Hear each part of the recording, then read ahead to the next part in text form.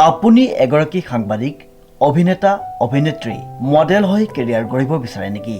যদি বিচাৰে তেন্তে যোগাযোগ কৰক নিউজ নাও। যোগাযোগৰ নম্বৰটো হৈছে 9954474988। গ্ৰাহকৰ অজ্ঞাতে গিফ্ট ভাউচাৰ ব্যৱহাৰ কৰি ৫,০০০ টকাৰ দৰৱ ক্ৰয় কৰিলে দুষ্ট চক্ৰই, আৰক্ষীৰ তদন্ত। এটা প্ৰতিষ্ঠানৰ দিব্যজ্যোতি চৌধুৰী নামৰ এজন কৰ্মচাৰীয়ে প্ৰতিষ্ঠানৰ পৰা লাভ কৰা গিফ্ট ভাউচাৰৰ বিপৰীতে কোনো দুষ্ট চক্ৰই ৫,০০০ টকাৰ দৰৱ ক্ৰয় কৰে। যোৱা ৯ তাৰিখে কৰ্মচাৰীজনে যোৰহাটৰ কেবি ৰোডৰ এপল' ফাৰ্মেচীলৈ যায় আৰু গিফ্ট ভাউচাৰৰ বিপৰীতে দৰৱ ক্ৰয় কৰিব বিচাৰে।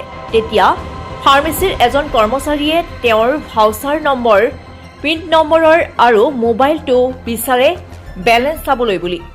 চোৱাৰ পাছত ৫,০০০ টকাৰ দৰৱ ক্ৰয় কৰিব পাৰিব বুলি কোৱাৰ লগতে একেলগে গোটেইখিনি বিলিং কৰিব লাগিব বুলি জনায়।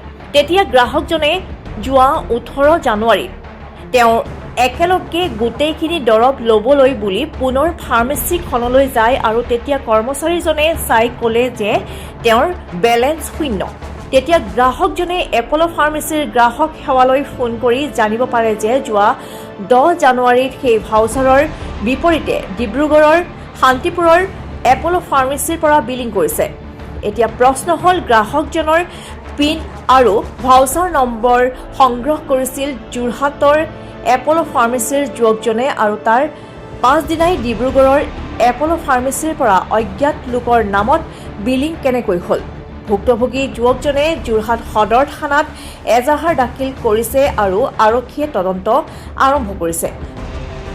যদি চৌধুৰী, মই একচুৱেলি এবৰ্ড ইণ্ডিয়া ফাৰ্মাচিউটিকেল কোম্পানীটোত জব কৰি আছোঁ। আমাৰ মানে কি হয়, ইয়েৰলি কিছুমান গিফ্ট দিয়ে মানে কোম্পানীয়ে আপোনাৰ শ্বপিং কৰিবলৈ। মোৰ তাৰে এপল' ফাৰ্মাচী এটা 5,000ৰ ভাউচাৰ আছিলে।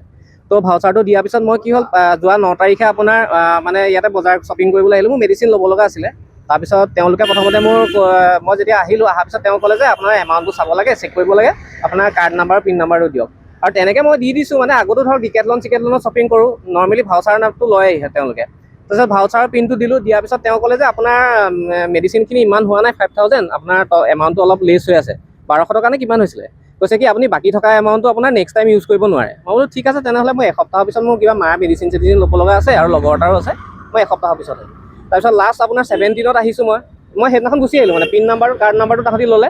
লোৱাৰ পিছত আপোনাৰ মই এসপ্তাহৰ পিছত আকৌ 17ত আহিছোঁ। মই বোলো আজি মই মোৰ 5,000 টকা মোৰ এমাউণ্ট হৈ যাব, মই বজাৰটো কৰি ল'ম। আহিছোঁ। তাৰপিছত তেওঁলোকৰ এই ল'ৰাটো যে আপোনালোকে দেখিছে এতিয়া, সি মানে মোক আকৌ বিচাৰিলে, বোলে আপোনাৰ সেইটো দিয়ক। মই মেডিচিনখিনি প্ৰেছক্ৰিপশ্যনখন দিয়াৰ পিছত চালে এই ফাৰ্মেচী মানে এতিয়া যোনটো ল'ৰা আপোনাৰ কম্পিউটাৰত বহিছে, তাৰপিছত এপল' ফাৰ্মেচী হয়, এই মোৰ পিছফালে যোনখন কেবি ৰোড যোৰহাট। তাৰপিছত আপোনাৰ চাই পেলাই ক'লে যে দাদা আমাৰ এইটো পৰা নাই, আমাৰ কিবা বোলে টেকনিকেল প্ৰব্লেম হ'ব পাৰে, আমি জনা নাই ভালকৈ। আমাৰ যোনজন মেইন ল'ৰা তেখেত কাইলৈহে আহিব, ছানডে কথা কৈছে বোলে। ছানডে আপুনি আহি যাওক 3টা বজাত, পুৱাকৈ 3টা বজাত পোৱাকৈ আহিব। মই বোলো ঠিক আছে, 3টা বজাত আহি যাম। আৰু 3টা বজাত আহি পেলাই মোক আকৌ কাৰ্ড নাম্বাৰটো লৈছে। লোৱাৰ পিছত কৈছে আপোনাৰ বেলেঞ্চটো 0 হৈ আছে। মই বোলো এইটোতো হ'ব নোৱাৰে, কাৰণ মোৰ ভাউচাৰ হয়, মোক কোম্পানীয়ে দিছে, মেইলত দিছে।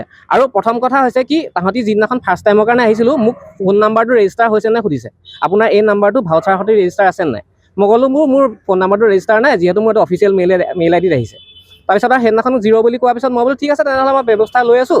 মই এপল' ফাৰ্মেচী কাষ্টমাৰ কেয়াৰত ফোন কৰিলোঁ। কাষ্টমাৰ কেয়াৰত ফোন কৰাৰ পিছত তেওঁলোকে ক'লে ঠিক আছে, আমি এইটো চাই আছোঁ, আপুনি 24 আৱাৰ্ছ আমাক টাইম দিয়ক।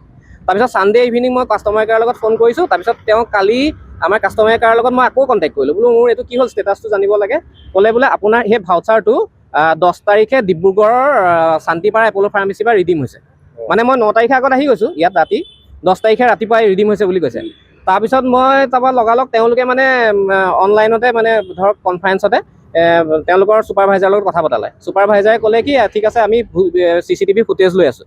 CCTV ফুটেজটো আপোনাৰ দেখিছোঁ, যোনটো মানুহে মানে পাৰ্চেছ কৰিবলৈ গৈছে মোৰ সেই কাৰ্ডটো এগেইনষ্টত, তেওঁ নিজৰ ফোনত মানে কাৰ্ড নাম্বাৰ আৰু পিন নাম্বাৰ নাই। কাৰণ নিজৰ হ'লেতো নিজৰ লগতে থাকিব ন, মোৰ এতিয়া মোৰ লগতে আছে। তেওঁ কাৰোবাক ফোন কৰিছে, সেইটো ভিডিঅ' ফুটেজ মোৰ লগত আছে, CCTV ফুটেজ। আহি পেলাই ফোন কৰিছে, তাৰপিছত কাৰ্ড নাম্বাৰ, পিন নাম্বাৰ লৈছে, লৈ পেলাই সেই বস্তুখিনি লৈছে, মানে ৰিডিম কৰি পেলাই মেডিচিনখিনি লৈছে। লৈ পেলাই তাতে যোনটো ফোন নাম্বাৰ বিলত দিয়া আছে, সেইটো আপোনাৰ ইনভেলিড নাম্বাৰ। মই কালি বিলটো মোৰ ওচৰত আছে বাৰু, মই ল'লোঁ। তাৰপিছত ইয়াত তেওঁলোকক সুধিলোঁ। ইয়াত তেওঁলোকক সোধাৰ পিছত এওঁলোকে কৈছে আমি নাজানো। মই বোলো কেনেকৈ নাজানে, এপল' ফাৰ্মেচী ভাউচাৰটো বেলেগত ইউজো কৰিব নোৱাৰে, আৰু ইয়াতে ইউজ হয় আৰু মই সেইটো শ্বেয়াৰ কৰিছোঁ অকল এওঁলোকৰ লগতে ইয়াত দিয়াৰ পিছৰ পৰা হৈছে আৰু 9 তাৰিখে মই সেই আহি পেলাই এওঁলোকৰ ওচৰত আহিছোঁ ভিডিঅ' ফুটেজ মোৰ ওচৰত আছে 10 তাৰিখে মোৰ ৰিডিম হৈছে ডিব্ৰুগড়ৰ পৰা এওঁলোকে মানে মোৰ মতে তেওঁলোকে এইটো কৰিছে চাগে ইয়াত ইউজ কৰিলে ধৰা পৰিম বুলি ডিব্ৰুগড়ত কাৰোবাক দি দিছে অৱগত কৰিলোঁ মই এতিয়া আহিছে আৰক্ষী আহি পেলাই এতিয়া বিহিত ব্যৱস্থা ল'ম বুলি কৈছে যোৰহাটৰ পৰা অনুপম বৰাৰ ৰিপৰ্ট নিউজ নাও 24/7